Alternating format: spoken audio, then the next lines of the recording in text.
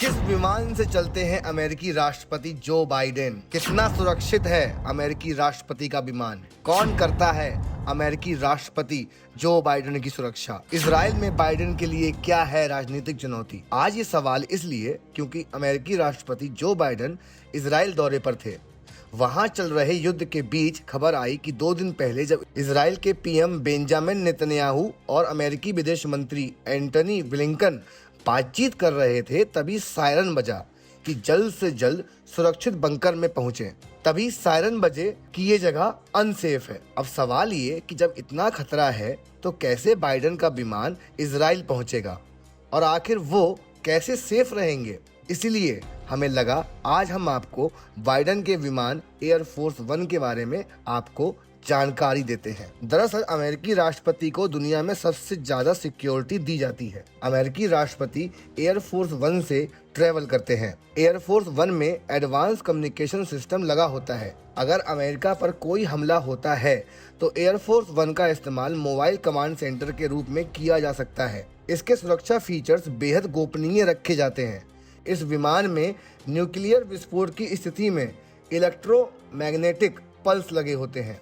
Plane खुद को missile attack से भी सुरक्षित रख सकता है। होस्ट कंट्री में अमेरिकी राष्ट्रपति का विमान कभी भी एयरपोर्ट के टर्मिनल में पार्क नहीं होता। ये विमान हमेशा उसी रनवे पर खड़ा रहता है जहां इसको लैंड होना होता है। ऐसा इसलिए ताकि किसी आपात स्थिति में अगर विमान को वापस उड़ान भरना हो तो कुछ ही सेकंड के अंदर ये टेक ऑफ कर जाए। जबकि सेम ऐसा दूसरा एयरफोर्स 1 विमान एक सीक्रेट लोकेशन पर तैनात रहता है।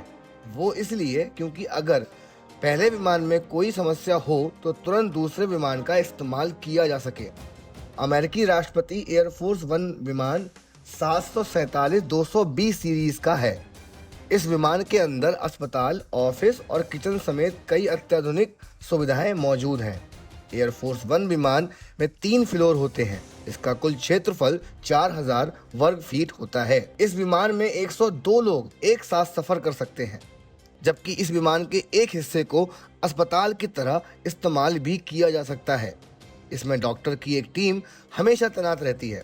विमान के अंदर जो बाइडेन के लिए एक ऑफिस भी बनाया गया है और राष्ट्रपति के आराम करने के लिए प्रेसिडेंशियल स्वीट भी मौजूद है, जबकि साथ चल रहे लोगों के लिए कमरे भी बनाए गए हैं। एयरफोर्स 1 विमान एक बार में 12,000 किलोमीटर से अधिक दूरी तय करने में सक्षम है। जरूरत पड़ने पर विमान में हवा में ही फ्यूल रिफिल किया जा सकता है। एयरफोर्स 1 विमान किसी भी तरह के हमले से बचने के लिए पूरी तरह सक्षम है।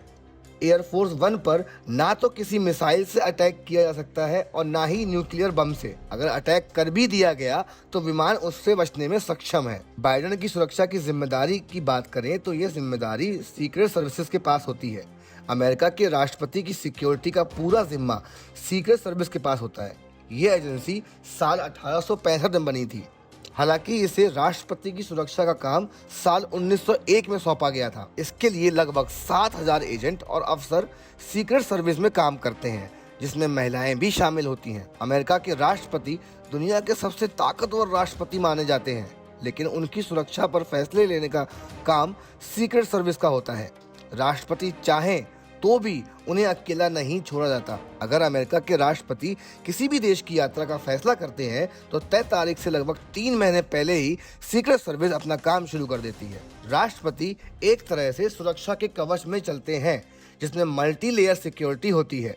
दरअसल अमेरिका का इतिहास देखें तो उसने अपने 4 राष्ट्रपतियों को हमले में खोया है।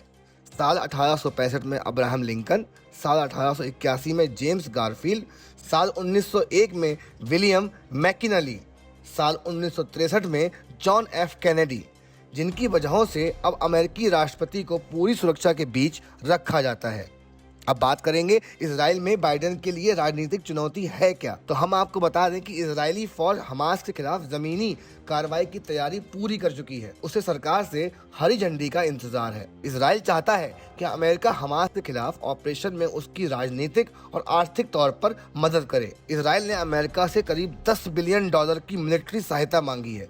इसके लिए नेतन्याहू बाइडेन को मनाने की पूरी कोशिश में भी लगे हुए हैं। और दूसरी बात ये कि इजराइल अमेरिका का गाजा में जमीनी कार्रवाई का समर्थन चाहता है। बीते 7 अक्टूबर को हुए हमास के हमले के बाद इसराइल लगातार गाजा पर बम बरसा रहा है। इसमें करीब 2000 से ज़्यादा लोगों की मौत हो चुकी है। हमास के 6 मिलिट्री कमांडर भी मारे जा चुके हैं। इस बीच इसराइल अमेरिका से चाहता है कि वो गाजा पर कार्रवाई के बाद उसका साथ दे और दूसरे पश्चिमी देशों को भी उनका साथ देने के लिए मनाए। बाइडेन के इजराइल दौरे की वजह से गाजा में इजरायली फौज के ऑपरेशन में भी देरी हो सकती है। बाइडेन का कहना है कि गाजा पर कब्जा इजराइल की बड़ी गलती होगी। बाइडेन ने कहा, हमास ने बर्बरता की है, इस संगठन का खात्मा जरूरी है, लेकिन फिलिस्तीन लोगों के लिए देश होना चाहिए, अलग सरकार होनी चाहिए। तो इस खबर पर आपकी क्या राय है, हमें कमेंट करके जरूर बताएं और ऐसी तमाम खबरों के लिए जुड़े रहें न्यूज़ बुक के साथ।